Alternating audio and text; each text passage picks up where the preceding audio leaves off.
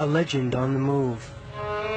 Agnes Boyegiu is better known all over the world as Mother Teresa of Calcutta. The 85-year-old is getting increasingly frail. Born in Albania and tenderly called Gonja, Little Blossom, by her parents, she was probably the last living legend of the closing years of the 20th century.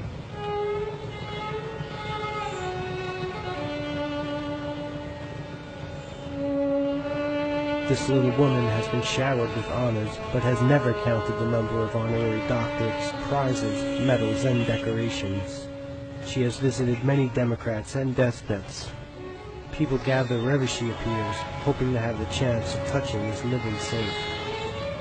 In 1946, Maria Teresa left the Sisters of Loreto order to follow her own calling.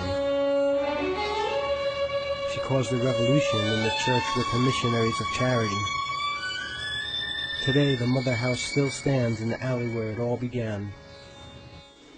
In one of the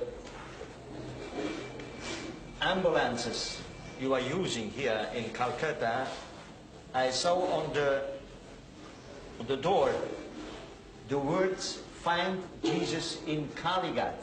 Yes. What does that mean? It means that Jesus said, whatever you do to them least, you did it to me.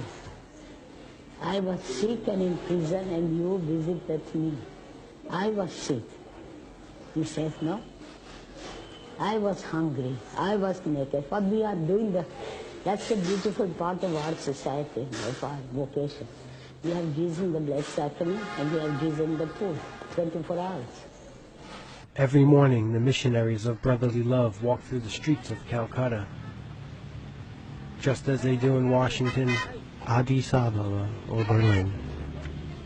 Normally armed with just an umbrella and rosary,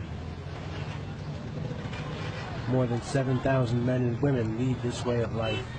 In 119 countries around the world, in 557 houses, tabernacles, to use Mother Teresa's own words.